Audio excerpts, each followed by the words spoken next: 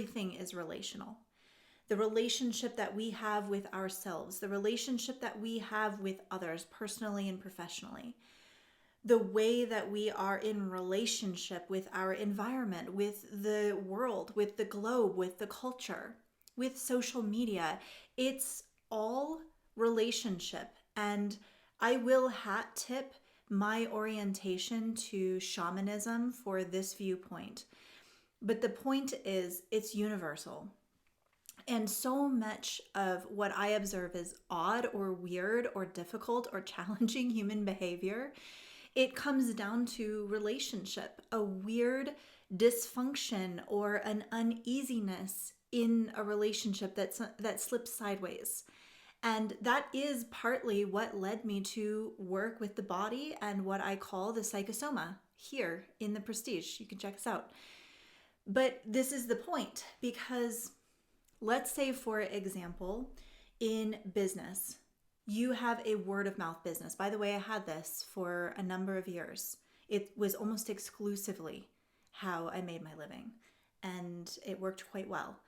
And people from the outside would have assumed, oh, she's just lucky, or that just happened for her. But what they didn't understand was the cultivation of intentional and authentically genuine relationship dynamics behind the scenes. No, not people pleasing. No, not pretending or being fake to get business. Genuine relationship building. And so what looked from the outside like word of mouth was actually a very intentional system. And I'll show you an example. One of the weird things that I notice, and it's a little bit of a pet peeve, so sorry, not sorry, but it's when a professional sends another professional a qualified referral, not a lead, like somebody personal that they know in their world, professionally or personally or whatever, and they make a recommendation and connect them to this other individual, a colleague or what have you. And maybe they do business together, maybe they connect or whatever. But my point is, what happens after will determine whether or not they continue to get referrals, right? So after, if they're like, oh, wow, thanks, crickets. The likelihood of that happening again, that person sending a referral, is next to nothing. And this is a personal example. Number of years ago, I was at a place of abundance. I had a very full roster of clients. I was doing quite well. And I connected at a networking event. I connected with a woman who was looking to hire me. And so one thing that led to another. We had a series of conversations just exploring what she was up to. And she was prepared to invest well, show up, and it could have been an amazing partnership, right? But when I looked at my capacity, my roster was full. I just thought, well, I don't know, like who else might be equally, if not a better fit for this woman? And so a name of a colleague popped into mind. And I thought, oh, actually, you know what's so interesting is they're kind of at a period of ebb, like there's ebb and flow in business there. I know that they have openings in their roster, and they are equally as qualified as me, if not better, in this particular innovation sphere. And so I'm going to make the introduction. And so I made the introduction to my colleague. And then I also let this one woman know, hey, I would love to work with you, and maybe we will down the road. However, I actually would more highly recommend so-and-so. I just spelled it out quite authentically for her, and she really appreciated it. So months went by. Nothing. I didn't hear anything from any one of them. And I was thinking one day, 6 months in, I wonder whatever happened. That was kind of weird. And so I reached out to my colleague and I said, hey, did you ever work with so-and-so? I know I connected you and I'm just curious. And she said, oh yeah, we did. We actually did. And it was a really great contract, and she's a really lovely person, and thanks. And I thought, oh, well, that's good to know. And also, why did I have to ask for that, right? Like, I mean, I wasn't upset. I still respect this individual. They're still in my world. But it was kind of weird. And what was what was kind of interesting to observe as I was reflecting on this just the other day is not because I'm petty or upset or anything like that. I just realized, oh, I've never sent them another referral.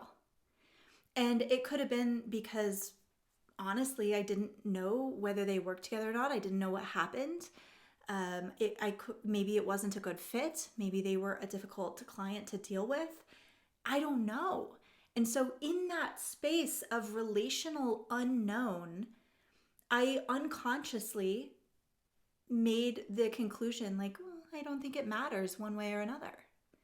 When maybe it mattered a great deal, but we don't know. So I'm not sharing this to like blame this person or put myself on a pedestal or whatever. I've done my fair share of weird shit in business. Okay. So, but my point is, if you've ever been that person, like you have a word of mouth or referrals mean a great deal, what do you do after? And if you don't respond or you leave messages on read for weeks and weeks, right? Like look at who you're being in relationship professionally.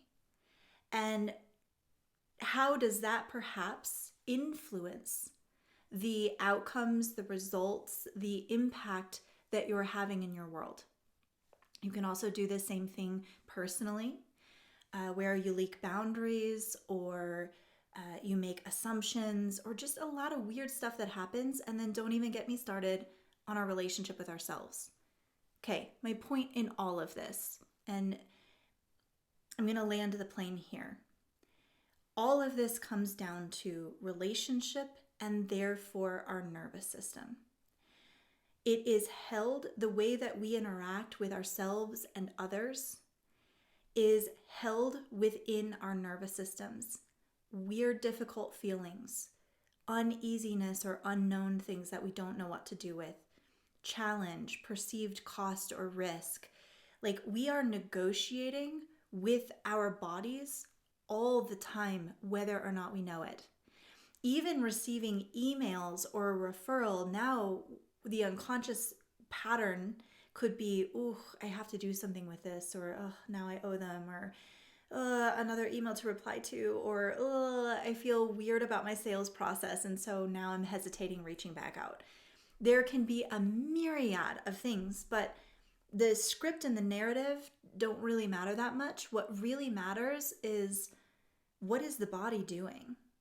And what do we need to build in our own capacity to stay connected, to stay engaged with ourselves and others, so that we can be a participatory member of society, of positive impact, of change, of a higher level of consciousness in how we relate. And so I hope there is some interesting nugget in this riff for you. And if you'd like to train this kind of nervous system capacity applied to coaching, impact, visionary leadership, referrals, relationships, etc., everything that we do in the Prestige is upstream value of any of that.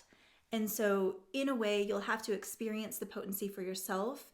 Consider joining us for a season. You can check out all the information in the description below.